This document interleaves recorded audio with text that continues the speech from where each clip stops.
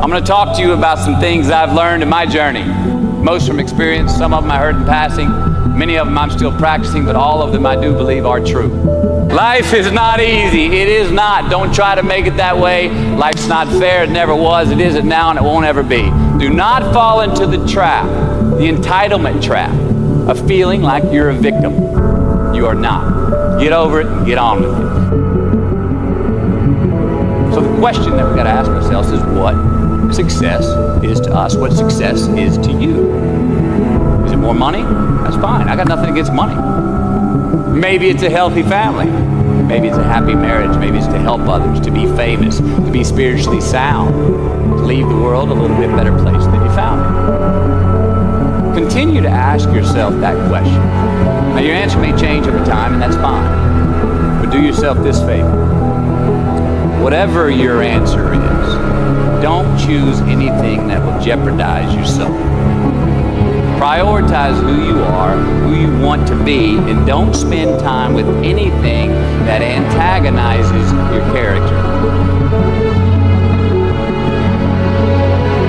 Be brave, take the hill, but first answer that question, what's my hill? So first, we have to define success for ourselves. And then we have to put in the work to maintain it. Take that daily tally. Tend our garden. Keep the things that are important to us in good shape. Where you are not is as important as where you are. It is just as important where we are not as it is where we are. Look, the first step that leads to our identity in life is usually not, I know who I am. I know who I am. That's not the first step. The first step's usually, I know who I am not. Process of elimination. Defining ourselves by what we are not is the first step that leads us to really knowing who we are. You know that group of friends that you hang out with that they really might not bring out the best in you? You know, they gossip too much or they're kind of shady. They really aren't going to be there for you in a pinch. Or how about that bar that we keep going to that we always seem to have the worst hangover from?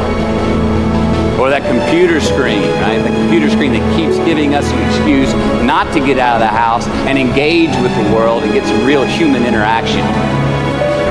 Or how about that food that we keep eating? Stuff that tastes so good going down, makes us feel like crap the next week. We feel lethargic and we keep putting on weight. Well, those people, those places, those things, stop giving them your time and energy. Just don't go there. I mean, put them down.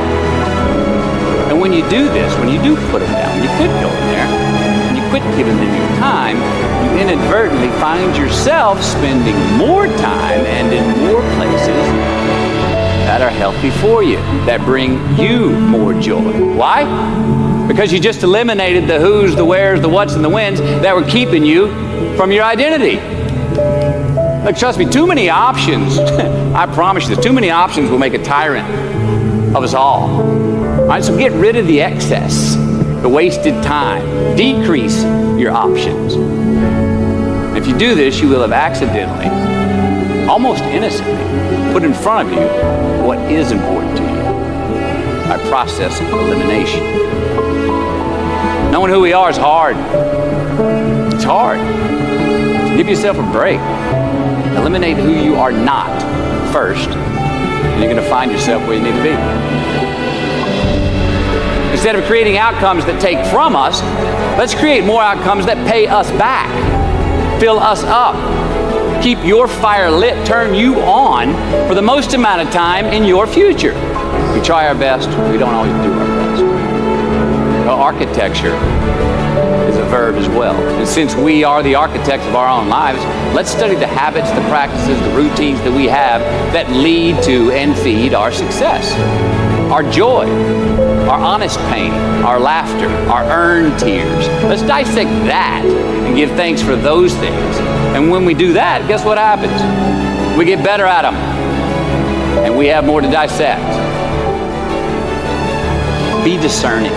Choose it because you want it. Do it because you want to. We're going to make mistakes. You got to own them. Then you got to make amends.